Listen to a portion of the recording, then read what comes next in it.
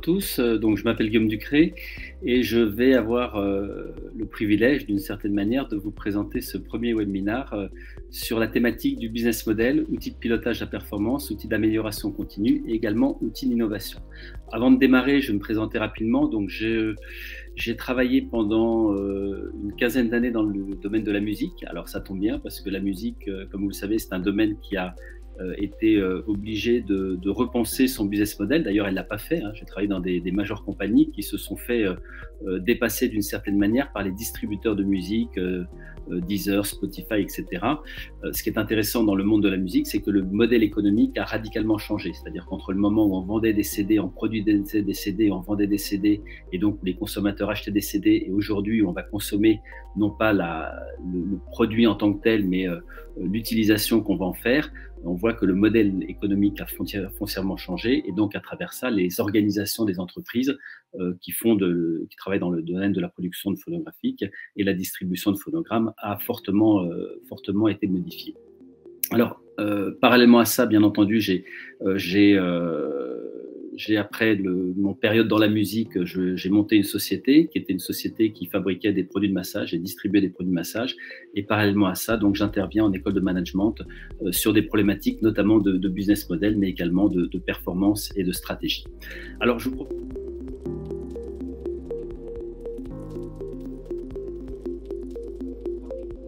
Le business model, concrètement, c'est quoi? Alors, je vous ai mis quelques définitions du business model que je trouve intéressantes. Un business model décrit les principes selon lesquels une organisation crée, délivre et capture de la valeur. Vous voyez qu'on a cette notion de l'organisation, c'est-à-dire comment l'entreprise va s'organiser pour créer de la valeur, délivrer de la valeur et capturer de la valeur. Ce qu'on entend par capturer de la valeur, c'est-à-dire transformer cette proposition de valeur en du chiffre d'affaires potentiellement. On voit qu'on parle beaucoup de valeur. Derrière la notion de valeur, il y a toujours plusieurs notions. Il peut y avoir la valeur, bien entendu, la valeur financière, qui est la valeur qu'on utilise habituellement, mais vous avez également la valeur sociétale dont on a parlé tout à l'heure, mais vous avez éventuellement aussi une valeur stratégique. Vous avez des entreprises qui vont décider de créer de la valeur stratégique, c'est-à-dire une valeur qui est dénuée d'une certaine cohérence financière, mais parce que l'entreprise a besoin de créer cette valeur stratégique pour se pérenniser et pour être de plus en plus puissante sur son marché. Si on regarde par exemple Amazon d'une certaine manière, pendant des années, Amazon n'a pas été rentable. C'était pas une valeur financière qu'ils créaient, c'était une valeur stratégique. Leur objectif, c'était faire du chiffre d'affaires de manière à conquérir le marché et à devenir le plus grand distributeur du monde. Deuxième définition, le business model désigne le système d'action singulière et cohérente que déploie une entreprise pour mener une activité et créer de la valeur. Donc, on a toujours cette notion de création de valeur qui est importante. Ici, ce qui est important pour moi dans cette définition, c'est la notion de singulier et cohérent. C'est vrai que, alors pour ceux qui connaissent le business model, on verra un petit peu la notion de business model Canvas tout à l'heure, mais l'objectif d'un business model, c'est de mettre les actions singulières. Singulière, ça veut dire qu'il se distingue de la concurrence. Un business model, c'est quelque chose de spécifique qui doit forcément être spécifique à une entreprise, pas une activité, mais à une entreprise. Parce que c'est toute la cohérence de l'entreprise qui reposera sur la singularité de son modèle économique. Deux entreprises qui sont dans le même secteur d'activité n'ont a priori pas de raison d'avoir le même business model, ou en tout cas, pour moi, c'est un défaut de performance que d'avoir le même business model qu'une entreprise concurrente.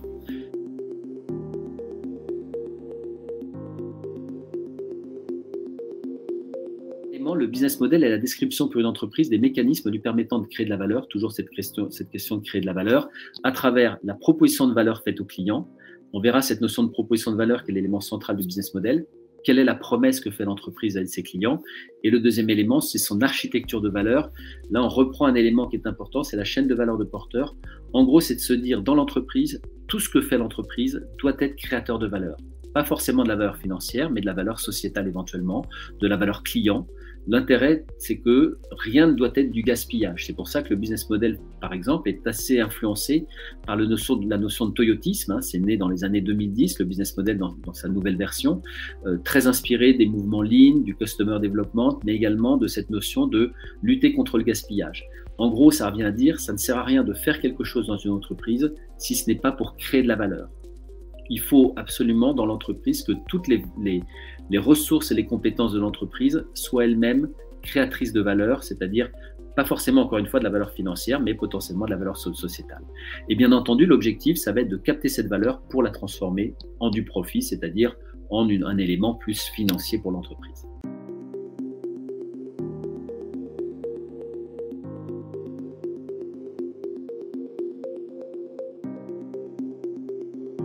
Moi, je sais que d'expérience sur le business model, beaucoup de gens ne l'utilisent pas forcément de la même manière. Moi, je suis très sélectif dans tout ce que je mets dans les blocs du business model parce que je considère que ce qui est important, c'est le côté singulier. C'est-à-dire qu'il faut qu'on se dise systématiquement, dès qu'on regarde un business model, il faut que ce soit des éléments singuliers. Par exemple, les ressources humaines ne sont pas forcément des ressources clés. Il y a des éléments, il y a des entreprises où les ressources humaines sont interchangeables. Donc pour moi, ce n'est pas une ressource clé.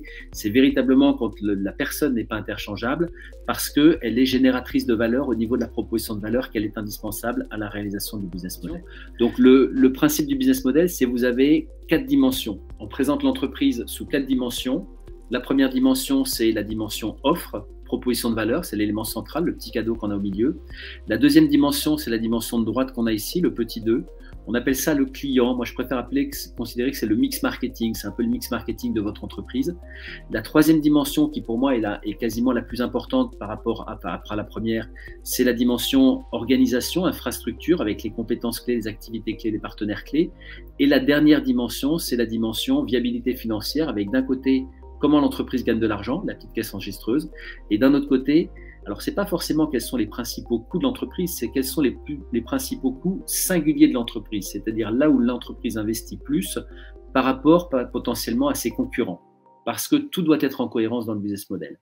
Alors, en général, quand on présente un business model, on démarre toujours par la proposition de valeur, l'élément central. Quelle est la promesse que vous faites à vos clients? La promesse que vous faites à vos clients, par exemple, si on prend l'exemple d'Amazon, qui est un très bon exemple de compréhension du business model, Amazon, la promesse d'Amazon, ça va tenir en quelques mots. Parce que sinon, c'est des grandes phrases et ça devient très compliqué à comprendre. Quelques mots pour Amazon, c'est de savoir pourquoi les gens achètent sur Amazon. En gros, les gens achètent sur Amazon parce que Amazon, on trouve tout sur Amazon. Effectivement, plus de 200 millions de références, donc on trouve tout sur Amazon. Le deuxième élément, c'est que vous achetez en toute tranquillité. Tranquillité parce que le paiement est sécurisé. Tranquillité parce que s'il y a un problème dans la livraison, vous avez une hotline qui vous assure effectivement que vous aurez une réponse dans les 12 heures ou les 24 heures. Tranquillité parce que si le produit ne convient pas, vous pouvez le retourner. Tranquillité parce que si le produit n'arrive pas, vous serez remboursé, etc., etc. Donc c'est un achat en toute tranquillité. On trouve tout, on achète en toute tranquillité. Et on va dire que le dernier élément, ça peut être à un prix moins cher, puisque comme vous avez une multitude de vendeurs qui vendent les mêmes produits à une multitude de clients, bah celui qui veut vendre a intérêt à s'aligner sur le prix le plus bas. Donc ce sera la promesse d'Amazon. Vous voyez, ça tient en 3-4 mots, ce qu'on peut appeler des mantras. On trouve tout, en toute tranquillité et au prix le plus attractif. Et l'objectif du business model, c'est que toute l'organisation de votre entreprise, c'est-à-dire tout ce qui est autour, les blocs 2 et les blocs 3, vont permettre d'atteindre cette proposition de valeur et potentiellement de la renforcer. C'est-à-dire que tout ce que va faire, par exemple, Amazon, si jamais on prend le cas d'Amazon, doit être fait de manière à accentuer encore plus cette proposition de valeur. D'ailleurs, si vous regardez, par exemple, le petit cœur, on ne va pas décrire l'ensemble du business model, mais le petit cœur qui est ici, c'est-à-dire le lien affectif qu'entretient l'entreprise avec le client, ce qu'on appelle la relation client, mais je préfère parler de lien affectif. Au niveau d'Amazon, ça va être le service après-vente. Amazon a un service après-vente qui est très performant. Vous avez le moindre problème sur une commande, vous avez une réponse. Vous avez le Black Friday, toutes les animations qui sont faites, le programme Prime. Tous ces éléments vont permettre d'atteindre la proposition de valeur potentiellement et de la renforcer. C'est-à-dire que tout ce que fait Amazon dans sa relation client n'a qu'un seul objectif, c'est de renforcer cette proposition de valeur. On trouve tout sur Amazon en toute tranquillité et le moins cher possible. Si vous regardez un autre bloc d'Amazon, par exemple, on va prendre ici les ressources clés. Donc, les ressources clés, ce sont des éléments matériels, immatériels, financiers ou humains dont dispose Amazon. Pour moi, le principal élément d'Amazon, ça va être, alors les principaux, ça va être leur site, leur place de marché en tant que tel, leur algorithme également, leur nom, leur notoriété, c'est un élément clé qui permet à tout le monde d'aller sur le site, c'est-à-dire que vous cherchez quelque chose spontanément, vous allez sur Amazon. Donc vous voyez que tous ces éléments viennent renforcer la proposition de valeur parce que si jamais vous allez sur Amazon parce que c'est connu, ça veut dire qu'il y a beaucoup de trafic sur Amazon. S'il y a beaucoup de trafic, il y a beaucoup de gens qui voudront vendre sur Amazon. Et s'il y a beaucoup de gens qui voudront vendre sur Amazon, il y aura beaucoup de références. En fait, tout ce que fait Amazon n'a qu'un seul objectif, potentiellement, c'est de renforcer l'élément central qui est sa proposition de valeur. Au niveau des activités clés d'Amazon, par exemple, ça peut être la logistique. Vous voyez que la logistique va renforcer. Amazon dépense beaucoup en logistique. Pourquoi? Tout simplement pour renforcer la promesse qu'ils font aux clients. Et puis, il y a deux autres éléments qui sont importants, à mon avis, dans les activités clés d'Amazon. C'est d'une part le référencement. Amazon dépense beaucoup d'argent pour être très bien référencé. Pourquoi? Tout simplement parce que mieux ils seront référencés, plus il y aura de trafic sur le site. Plus il y a de trafic sur le site, plus il y a de gens qui veulent vendre. Et plus il y a de gens qui veulent vendre, plus il y a de produits. Et puis, le dernier élément, peut-être dans les éléments clés d'Amazon, aujourd'hui, c'est le marketing. Alors, c'est assez étonnant parce que pendant des années, Amazon n'a pas marketé. Amazon market maintenant. Donc, bientôt, si ça se trouve, dans la proposition de valeur. Alors, ils ne marketent pas n'importe comment. Ils marketent, avec une dimension RSE. C'est-à-dire qu'ils expliquent que le cariste qui avait 50 ans, qui était au chômage, il a été embauché par Amazon et grâce à ça, il s'est réintégré, etc. Et maintenant, il a une vie sociale, etc., etc. Amazon essaye, à travers son marketing, de se racheter d'une certaine manière une bonne conduite au niveau de la gouvernance, la transparence, la fiscalité, et au niveau de c'est une entreprise inclusive qui accepte tout le monde et toutes les différences, et c'était ce sur quoi ils étaient pas mal attaqués. Et puis Amazon prône aussi le Made in France, par exemple, le circuit court, donc vous voyez de plus en plus de publicités qui sont là-dessus. Tout ça, ça veut dire que bientôt, potentiellement, le business model d'Amazon va changer et la proposition d'Amazon va changer. C'est-à-dire que si ça se trouve, dans quelques mois ou dans quelques années, on aura Amazon, c'est une entreprise responsable. Pourquoi? Parce que le business model doit être sans cesse réinventé. À titre anecdotique ou pas, Amazon est en train de changer toute sa flotte aux États-Unis pour acheter que des camions électriques, par exemple. Donc, vous voyez, quand ils sont en train de rentrer dans cette dimension, et le modèle économique, vous voyez, innover à travers son modèle économique, on le retrouve à travers notamment ces éléments-là. Bon, dernier élément.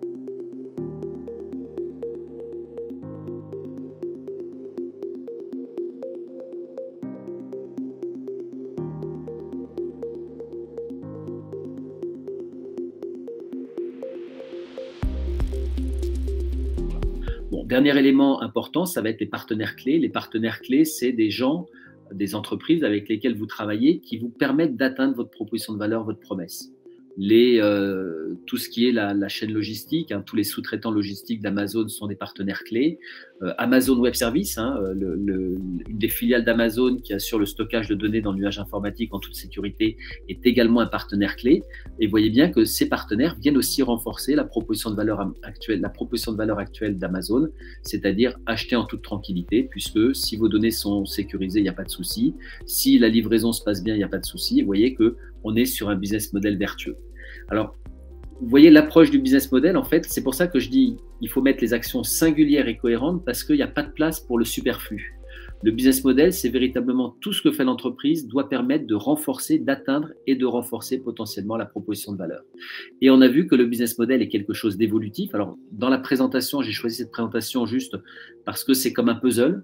Tous les éléments, tous les blocs de l'entreprise, les 9 blocs de l'entreprise s'imbriquent de manière à être signe de performance. C'est véritablement ça qui a été recherché par Alex Osterwalder quand il a travaillé sur cette représentation design du business model. Et le business model, c'est aussi un outil dynamique puisque vous allez challenger votre business model de manière à sans cesse le réinventer, le restructurer et faire en sorte qu'il soit le plus performant possible. Alors, comment travailler sur justement cette manière de réinventer son business model? En fait, concrètement, on peut travailler sur 4 blocs, ce qu'on appelle les épicentres. Alors, les épicentres, c'est les différents blocs de votre business model, et on peut potentiellement jouer sur 4 épicentres d'une manière classique. Soit on joue sur la proposition de valeur, soit on joue sur la segmentation client, soit on joue sur les ressources clés, et soit on joue sur la manière dont l'entreprise va générer de la valeur, donc la manière dont elle va transformer sa proposition de valeur en du chiffre d'affaires, ou bien sur la structure des coûts. Alors, ce qui est assez intéressant, c'est que quand on commence à toucher un de ces épicentres, on s'aperçoit que l'ensemble du business model va changer par la suite et c'est toute l'organisation de l'entreprise qui va changer.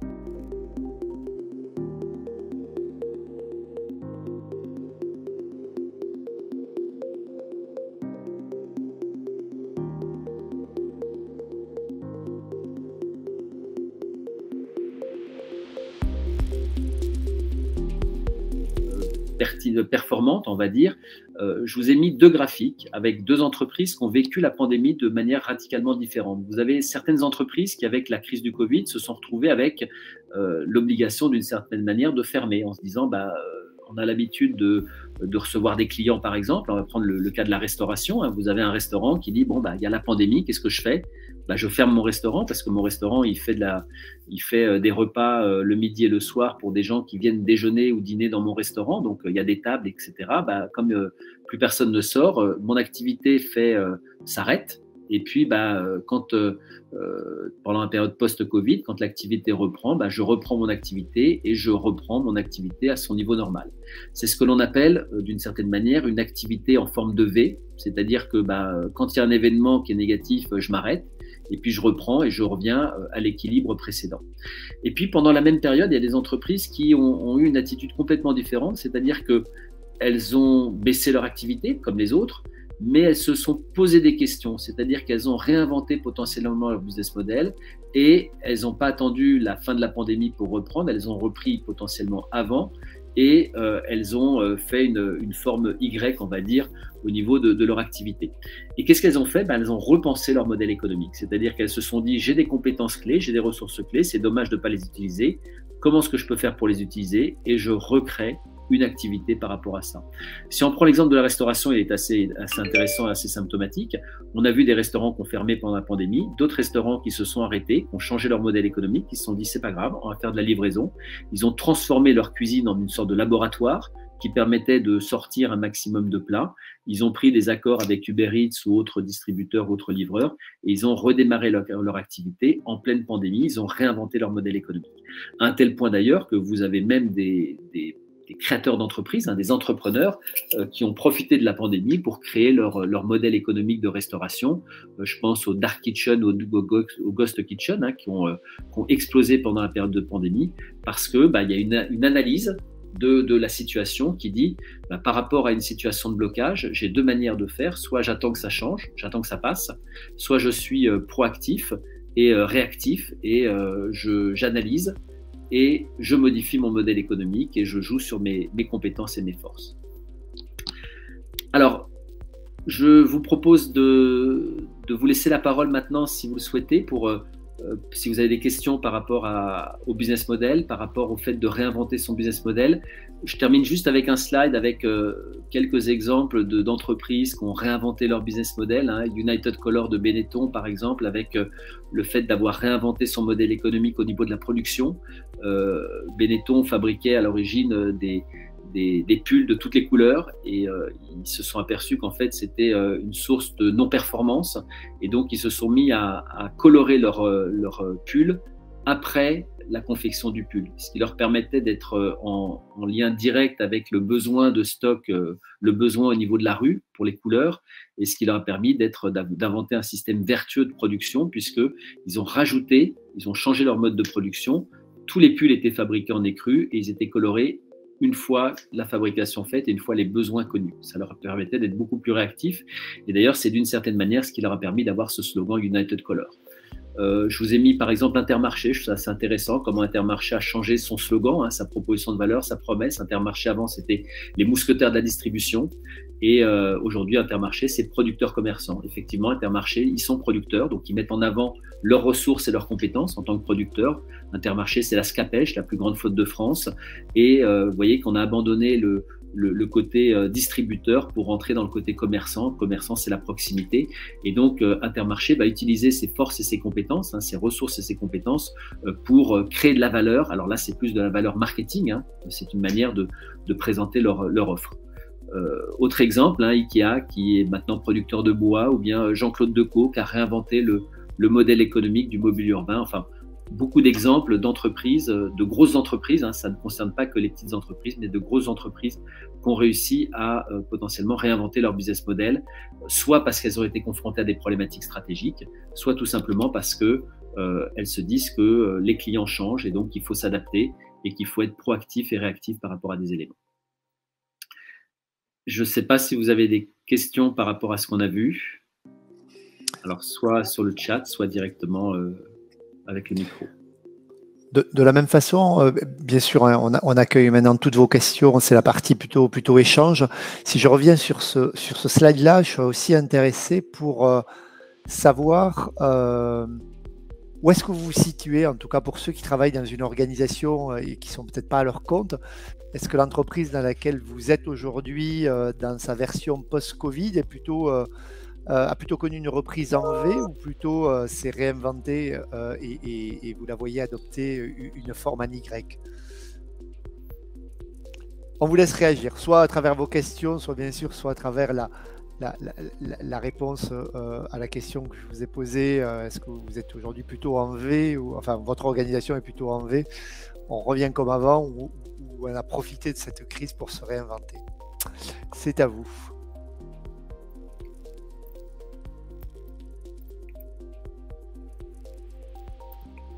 N'hésitez pas à ouvrir vos micros si vous n'avez pas envie, de taper. C'est aussi agréable pour nous.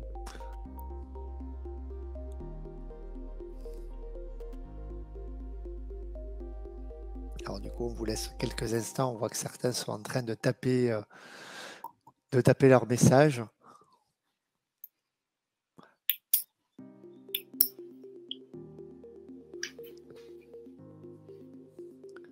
Alors, Isabelle, malheureusement, en V, elle a fermé. Donc, effectivement, elle n'a pas. Alors là, c'est toujours intéressant de se dire, est-ce que la seule alternative, c'était de fermer? Ou est-ce qu'il n'y avait pas une possibilité, justement, de se dire, mais repensons notre modèle économique? La réflexion sur le modèle économique, c'est de se dire, on a des compétences, on a des ressources, il faut les valoriser. Il y a énormément d'exemples d'entreprises qui, pendant le Covid, mais pas que, ont repensé leur modèle économique en se disant mais c'est dommage, on n'exploite pas bien nos ressources et nos compétences, on devrait potentiellement développer une nouvelle activité parce qu'on dispose de quelque chose. Tout à l'heure, je vous ai parlé rapidement d'AWS, Amazon Web Services, mais Amazon Web Services, c'est véritablement une entreprise qui a été créée sur la base du business model, des ressources et des compétences.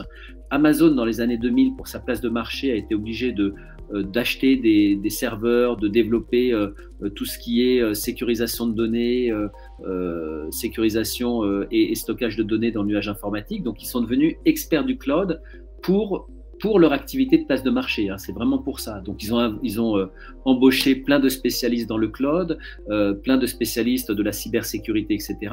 Et donc, ils sont devenus effectivement une place de marché très sûre. Et plutôt que de garder cette compétence en interne, qu'est-ce qu'ils ont fait dans les années 2000? Ils se sont dit, on va créer une société parce que maintenant, on a acquis cette expérience, cette expertise, et on a les ressources nécessaires. On va créer une société qu'on a appelée AWS, Amazon Web Services, et qui a proposé du stockage de données dans le nuage informatique pour les grandes entreprises. Donc, vous voyez que c'est véritablement de se dire, on a des ressources et des compétences, c'est dommage de ne pas les exploiter, et donc on va les utiliser pour soit développer une nouvelle activité, soit tout simplement créer une nouvelle entreprise. Alors, je vois que Nelly met plutôt Y avec des nouvelles modalités, avec le distanciel, le télétravail généralisé. Alors, le télétravail, c'est une nouvelle organisation. Maintenant, ce qui est aussi intéressant, c'est de voir comment on peut créer de la valeur. Toujours de se dire créer de la valeur. Le télétravail peut créer de la valeur sociétale. Parce que je pense que certaines personnes apprécient beaucoup le télétravail. Ça permet effectivement d'avoir plus de temps, de mieux s'organiser, tout ce qu'on veut. Donc, effectivement, on crée de la valeur sociétale. Dans beaucoup d'entreprises, il y a de la valeur sociétale qui a été créée avec le télétravail. Marie-Dominique, plutôt Y avec le passage du présentiel en distanciel en formation, donc tout à fait. Alors là, c'est intéressant, effectivement. Il y a des sociétés qui jusqu'à maintenant, il y a des organismes de formation qui jusqu'à maintenant ne faisaient que du présentiel, qui ont été, alors il y en a qui ont fermé, qui ont dit pendant la période Covid, on arrête parce qu'on ne sait pas comment faire. Et il y en a d'autres, effectivement, qui sont tout de suite passées en distanciel, parce qu'elles avaient déjà les outils, l'expérience, etc. Et elles ont basculé effectivement en distanciel, avec certaines qui sont même très très en avance, puisque certaines ont réussi à intégrer des notions un petit peu plus technologiques par rapport à des formations en distanciel. Donc effectivement, c'est vrai que c'est une nouvelle proposition de valeur. Et on voit que c'est assez intéressant, si vous regardez le modèle économique d'une entreprise, d'un organisme de formation qui ne fait que du distanciel, est très très différent du modèle économique d'une entreprise qui fait du présentiel. On n'est pas du tout sur les mêmes modèles économiques, et pas du tout, quand je dis modèle économique, c'est l'organisation, mais ça va se traduire par un compte d'exploitation qui est très très différent. Regardez l'exemple d'un compte d'exploitation d'un journal gratuit et d'un journal payant. c'est pas du tout la même chose. On n'a pas du tout le même business model. Pourtant, dans les deux cas, c'est du prix, enfin, c'est du journal. Le journal payant, il va dépenser beaucoup plus d'argent dans ses activités clés, ses ressources clés. On sera beaucoup plus sur toute l'équipe rédactionnelle, les journalistes, etc. Dans le journal gratuit, cette activité, elle est faite par des stagiaires qui vont reprendre des dépêches. Et ce qui va être important, c'est la diffusion du journal, donc tout ce qui est logistique, diffusion, pour être présent le plus possible, de manière à générer le plus possible de revenus grâce à la publicité. Donc vous voyez qu'on est sur des... Ce qui est intéressant, c'est que le business model doit être cohérent. C'est-à-dire que la manière dont fonctionne votre organisation doit effectivement être cohérente pour potentiellement créer de la valeur à tous les niveaux. On va essayer de vous donner un éclairage de l'intérieur avec cette possibilité de discuter avec les experts qui animent notre MBA et qui vont vous donner un éclairage des 4 grands blocs de compétences qui construisent ce MBA. Aujourd'hui, vous avez eu l'éclairage du premier module, du premier bloc de compétences, entrepreneuriat et stratégie, dans lequel Guillaume intervient. Mais sachez aussi qu'il y en a 3 autres derrière: innovation et business développement, performance et croissance durable, et leadership et people management, et les autres, une version dite digital learning, accompagné, on précise, puisque c'est du à distance, mais accompagné. Et comme vous le voyez en bas, c'est accompagné à travers des séances de coaching pour vous permettre de garder un lien, je dirais, humain avec nos formations et nos intervenants tout au long de ce parcours. Mais vous aurez aussi la possibilité, et ça pour ceux qui vont créer une activité, c'est particulièrement intéressant, de découvrir avec nous la Why Not Factory, qui est l'incubateur d'IGS, dans lequel, comme son nom l'indique, nous incubons aussi des startups et des entreprises en devenir, ou qui se créent, ou qui existent déjà depuis peu. Et les échanges avec ces jeunes ou moins jeunes entrepreneurs sont toujours des moments riches.